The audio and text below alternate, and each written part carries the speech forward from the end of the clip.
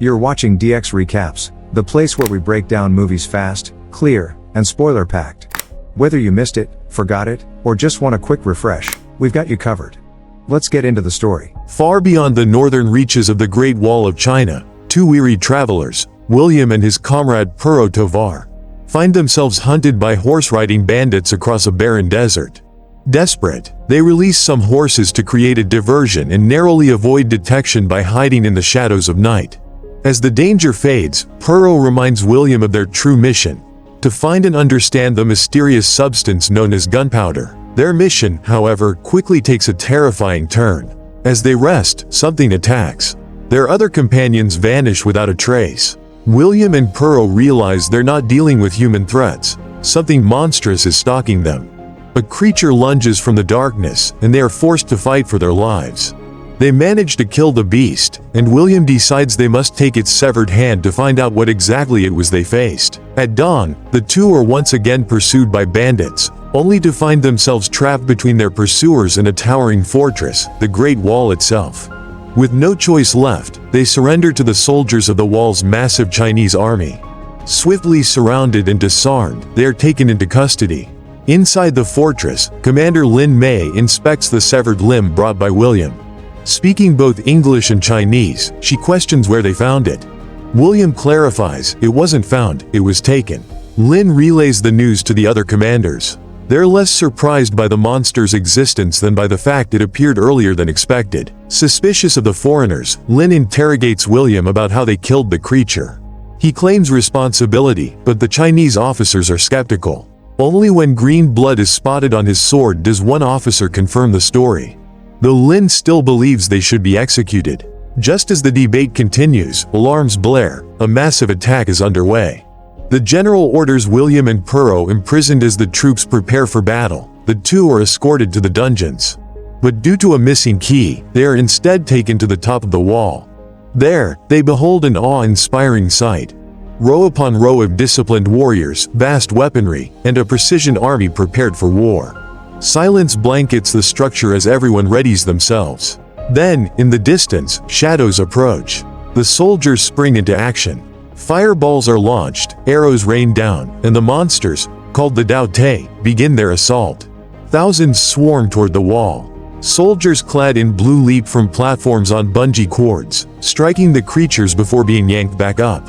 Despite their efforts, the beasts push closer. Among them appears a larger, more intelligent creature, the Queen. Defenses are intensified, but she shields herself with a protective dome. She gives a command, and the Taotie begins scaling the wall. With the monsters breaching the defenses, the general calls for close quarters combat. William and Puro, still detained, realize they may die unless they are released. A young soldier named Peng hesitates, and William urges him to fight. As Peng charges the beast, a mysterious man unlocks William and Puro's shackles. They join the fight immediately. William stabs one of the Taotie with a spear, but it takes multiple hits to slow it down. Working together, they manage to subdue the beast in a bullfight-like maneuver. Finally, William slides under the monster and shoots it in the eye with an arrow, finishing it. The Queen calls for retreat, and the monsters withdraw. Commander Lin and the generals approach. Impressed, they spare William and Puro, allowing them to rest in the barracks. Later, the stranger who freed them introduces himself as Sir Ballard. Like them, he once came to China in search of gunpowder, 25 years ago. But he warns them.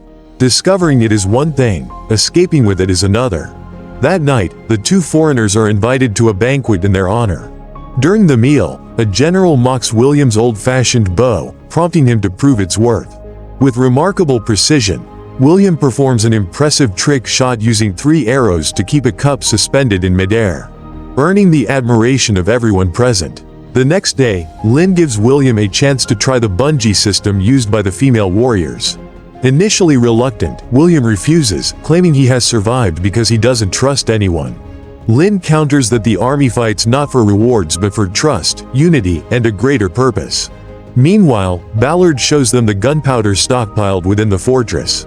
He warns of even more dangerous weapons hidden on the wall and advises that if they want to escape, the chaos of the next major battle will be their best chance.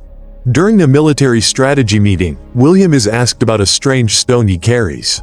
Strategist Wong believes it's a magnet, which may explain how William could kill the Taotie so effectively.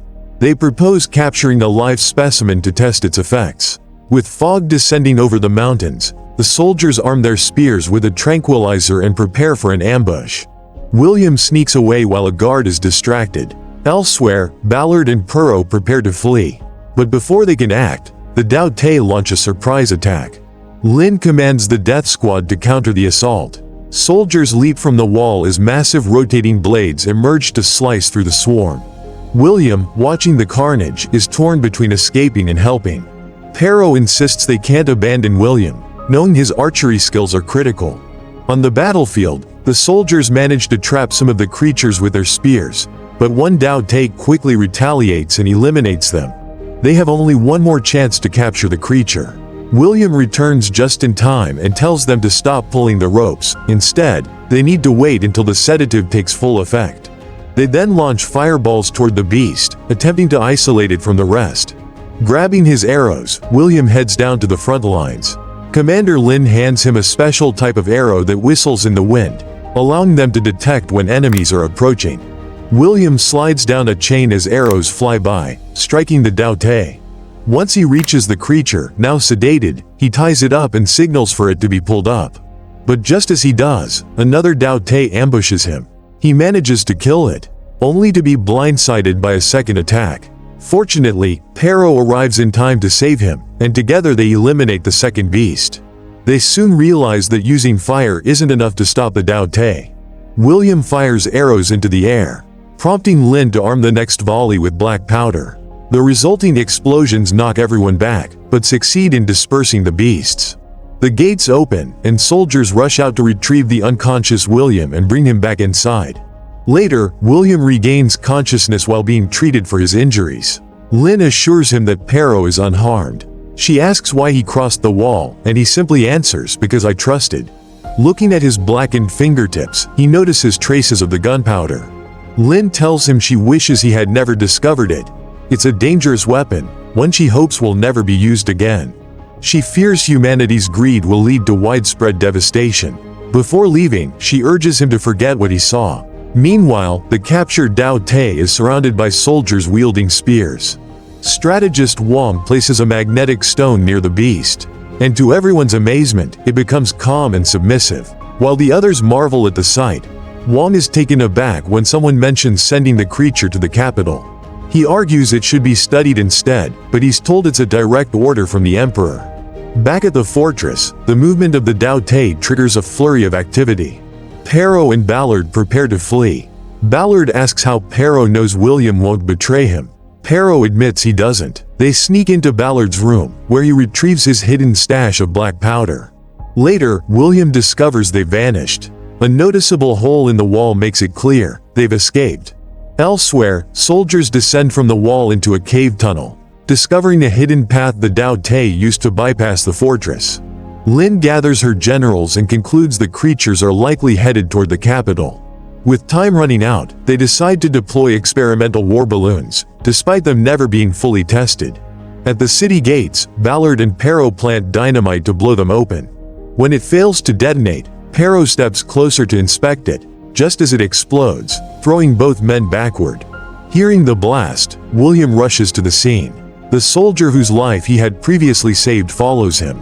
William finds Ballard and Perot in the weapons chamber, packing supplies and preparing to flee. They try to convince him to join them, but he refuses, saying the Taotie must be stopped.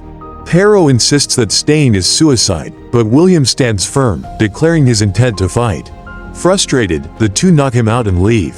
In the capital, the captured Taotie is presented to the emperor. His advisors mention the magnet as a significant discovery. However, they are unaware of the looming threat. Back at the wall, William is brought before the generals, now in shackles. Lin is furious and accuses him of betrayal. If not for her rank, she says, she would have executed him on the spot. Peng steps in and defends William, claiming he's telling the truth. Still, Lin orders him imprisoned and demands the capture of the two escapees. During their escape, Ballard betrays Perot and steals the horses, leaving him behind. Meanwhile, the war balloons lift off. William watches helplessly from his cell as many crash shortly after takeoff. Fortunately, Lynn's balloon stays aloft. Realizing the gravity of the situation, she orders William's release, saying the end of the world is upon them. William asks where she is and looks skyward at the remaining balloons. When told there's still hope, but only if they kill the queen, he immediately boards a balloon to join the mission. The soldier from earlier joins him. Elsewhere, Ballard is captured by bandits. They find his stash of black powder, and one of them accidentally drops it into a fire, triggering an explosion. Back at the capital, the army arrives and is met by a swarm of Taotie. Lynn attacks but is quickly knocked to the ground and surrounded. Just then, William arrives in a balloon, rescuing her. Armed with a spear, he fends off the creatures as they float through the city with beasts clawing at them from below. Wong hands Lynn a grenade, which she hurls at a pursuing creature, blowing it apart. Considering she didn't release him, but there's no time for answers. They've found the queen and the sight is terrifying. They land and are escorted to the emperor, who believes it's already too late. But William and Lynn insist there's still a chance if they can kill the queen.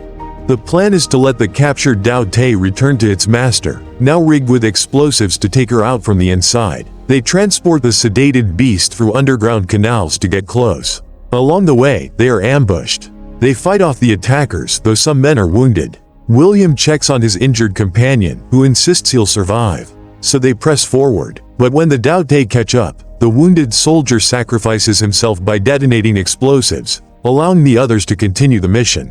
They place the creature in position and open the gates, drawing it toward the queen using the magnet. At first, the beast lashes out, but the magnet calms it and it walks off.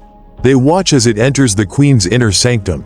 William and Lynn climb to the tower's summit for a clear shot while Wong remains at the entrance with the magnet. They fire, but the first shot is deflected by the queen's protective formation. They climb higher. Now aware of their presence, the queen sends her minions to attack the tower. Wong throws the magnet to Lynn, who catches it, but is devastated when Wong is killed moments later. William tries another shot, but it too is blocked. With only one explosive arrow left, he and Lynn leap from the collapsing tower, narrowly escaping the advancing Taotie. As they fall, William hurls the magnet to Lynn, who takes the final shot. The queen swallows the arrow, not realizing the danger, until it explodes inside her. She is obliterated, and with her death, the rest of the Taotie collapse, lifeless, no longer controlled. Sometime later, back at the Great Wall, William finds Pero in chains. They exchange a few light-hearted jabs before William tells him he was offered a choice. Take black powder home or save his friend. He chose the latter. Pero is stunned by his decision. As they prepare to leave, the two former bandits are escorted from the fortress. William looks back one last time while Lynn watches him go. Pero asks if he's thinking of returning someday. William says yes, but admits he doesn't fully trust Pero to make it home without him. And that's a wrap on today's recap. If you enjoyed the ride, don't forget to like, subscribe, and hit that bell so you never miss a plot twist. Got a movie you want recapped? Drop it in the comments below. This is DX Recaps. See you in the next one.